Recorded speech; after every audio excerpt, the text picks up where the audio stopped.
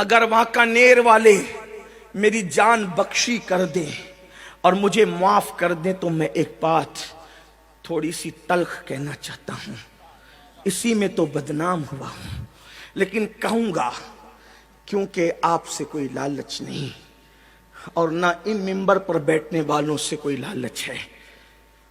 پیر کا بچہ پیر بننا چاہتا ہے لیکن عالم کا بچہ عالم نہیں بننا چاہتا۔ پیر اپنے بچے کو پیر بنانا چاہتا ہے لیکن عالم اپنے بچے کو عالم نہیں بنانا چاہتا۔ وجہ اس لیے کہ اسے پتا ہے مجھے کچھ بھی نہیں آتا، باپ کی خلافت لے کے پیر بن جاؤں گا تو ہاتھ بھی چومے جائیں گے، دعوتیں بھی ملے گی اور نذرانے بھرپور ملیں گے۔ لیکن عالم کا بچہ عالم اس لیے نہیں بننا چاہتا اور عالم اپنے بچے کو عالم اس لیے نہیں بنانا چاہتا کہ امامت کر کے ان جاہل ترشٹیوں کی اتنی باتیں سنی ہے۔ ایک بیوی اپنے شوہر کی جتنی باتیں نہیں سنتی اس سے زیادہ جاہل ترشٹی امام کو باتیں سناتے ہیں۔ ایک بیوی اپنے شوہر سے جتنا نہیں ڈرتی اس سے زیادہ امام اپنے ترشٹیوں سے ڈرتا ہے، تو وہ سوچتا ہے کہ جب میں نے اتنا ظلم برداشت کیا تو میں اپنے بچوں کو اس ظلم کی آگ میں کیوں جھونکوں، اس لیے یہ معاملہ نہیں ہو رہا ہے۔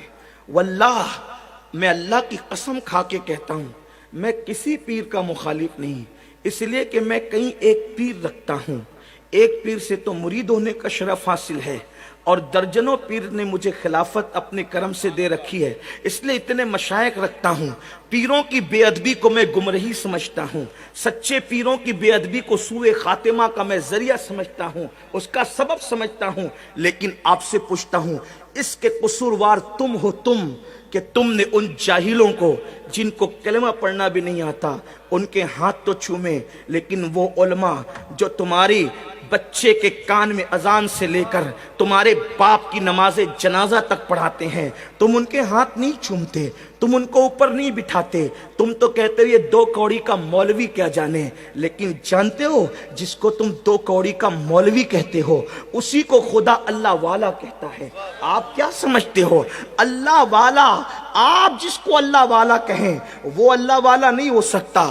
اللہ نے اللہ والا کس کو کہا؟ قرآن اٹھا کر دیکھے، میں قرآن کی بات کرتا ہوں۔ اگر اچھے عالموں کو اپنی قوم میں پیدا کرنا ہے تو عالموں کی قدر کرنا سیکھو، اچھے امام پیدا کرنا ہے اماموں کی قدر کرنا سیکھو۔ بڑی معذرت کے ساتھ جن جاہلوں کو کلمہ پڑھنا نہیں آتا ان کو تو دیسی مرغیاں اصلی گھی میں کھلاتے ہو، کبھی اپنے مسجد کے امام کو بھی اس قدر کے ساتھ بلایا، اس عزت کے ساتھ بلایا؟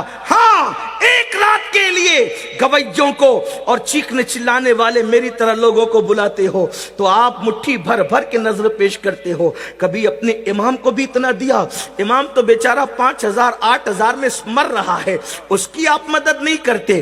اگر ترشتیان کے دل چھوٹے ہیں تو کیا مسلمان یہ طے نہیں کر سکتے کہ میں جمعہ پڑھنے جاؤں گا تو اپنے امام کے ہاتھ میں حسب حیثیت 100 روپیہ رکھ سکتا ہوں تو 100، 50 رکھ سکتا ہوں تو 50، 500 رکھ سکتا ہوں تو 500۔ اگر ہر مقتدی امام کے ہاتھ میں جمعہ میں رکھیں تو جتنا اس کو مسجد سے ملتا ہے اس کو 10 گنا زیادہ اپنے مقتدیوں سے ملے گا، اور جب وہ خوشحال رہے گا تو وہ بھی چاہے گا کہ میں اپنے بچے کو اچھا امام بناؤں گا، اپنے بچے کو اچھا عالم بناؤں گا۔ لیکن میرے عزیز آپ ایسا نہیں کرتے تو ہمارے پاس اب اچھے عالم ختم ہو رہے ہیں، اچھے عالموں کا فقدان ہو رہا ہے۔ لوگ نہیں پڑھنا چاہتے، ماں باپ پڑھانا بھی نہیں چاہتے، مگر یاد رکھو علماء کی اگر تم عزت نہیں کرتے، میں یہ نہیں کہہ رہا ہوں کہ پیروں کی نہ کرو، میری بات کا غلط مفہوم نہ لینا، واللہ میں اپنے مشائخ کے پیر تک چومتا ہوں اور میں سمجھتا ہوں کہ اللہ نفل عبادتیں مجھے وہ مرتبہ نہیں دلاتی جو میرے مشائخ کا احترام مجھے مرتبہ دلاتے ہیں۔ میرا عقیدہ اور نظریہ یہ ہے